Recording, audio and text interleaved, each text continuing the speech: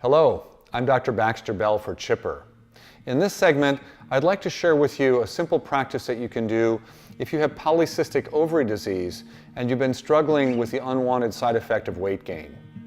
Keep in mind that with polycystic ovary disease, there are some hormones in the body that are changing the way your body would normally function.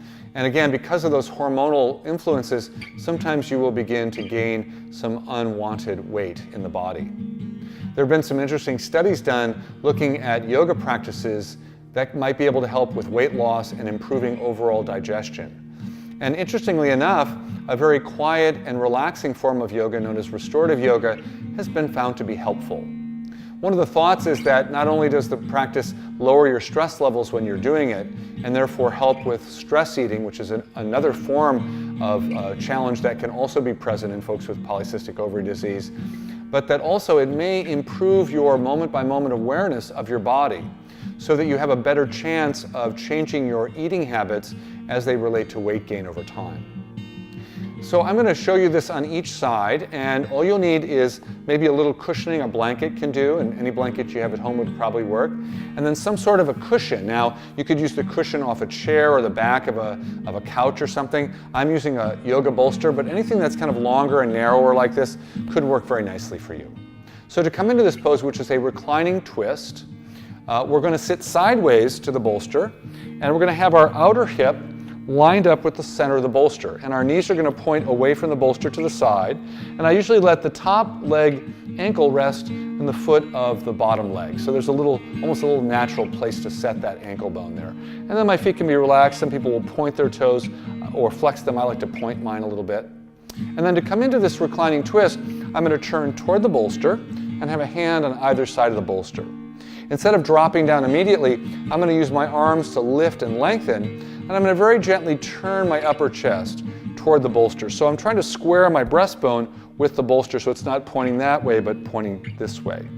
So as I'm ready then, as I've gotten a little turn, I'm going to start to walk my hands slowly forward. I'm going to maintain that nice lengthening feeling in the front of my body, and eventually I'm going to allow my chest to rest down onto the bolster. Before I bring my head down though, I'm going to turn my head in the direction that my knees are pointing so the neck is very relaxed.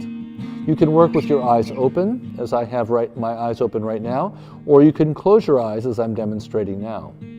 Sometimes closing the eyes is nice because it eliminates the visual distraction that might take you out of listening to your own body and draw you into the environment in which you're practicing. So in particular, since we're trying to cultivate a really clear understanding of how the body is feeling inside, moment by moment, I would recommend, if you can, to close your eyes. So I'm going to go ahead and do that for a moment. And then once my eyes are closed, I want to keep my attention in my body. Sometimes moving the mind through the body so that I can actually check in with different areas can be a very good practice. So I might start at the head and then notice sensations in my neck, and then bring my awareness to my shoulders, noticing that area, sending my awareness out into my arms. As I do that, I notice that my arms feel a little cramped, so I can make a little adjustment, moving the forearms a little farther away from the bolster, and then suddenly I go, the sensations in the arms feels much quieter now. And then noticing the chest and the belly, noticing sensations in the hips, in the legs, all the way down to the toes. So a simple body scan can be an excellent way to keep you in the moment, to keep you present with your body, and also to learn and listen and get some good information back from your body as well. So at home, I'd recommend that you set a little timer for 2 or 3 minutes, maybe longer if you really like this position. And then when your timer goes off, we'll assume mine has just gone off, slide your hands back a little bit and slowly roll up and turn away from your bolster, and for a moment, just take your legs out in front of you. Okay, so that's the first side. You're going to want to do that on both sides. So I'm just going to, for demonstration purposes today, swing my bolster around to the other side.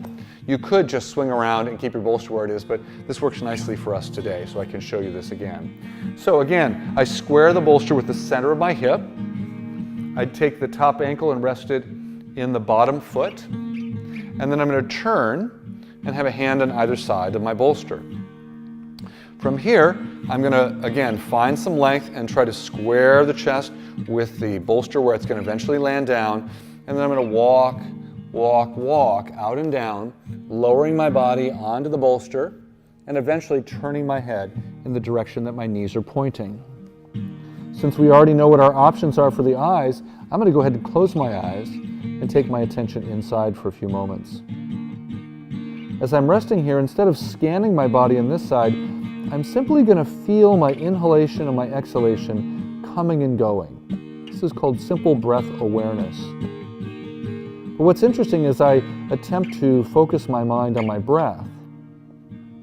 There may be times when a physical sensation arises so strongly that I notice it, and it takes me away from my breath awareness. And so I can make a mental note of that area and then attempt to bring my mind back to the breath.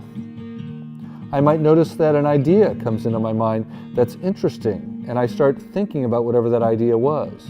And suddenly I realize, oh, I'm no longer paying attention to the breath. In that moment, without any judgment, I simply guide myself back to the feeling of my inhale and my exhale.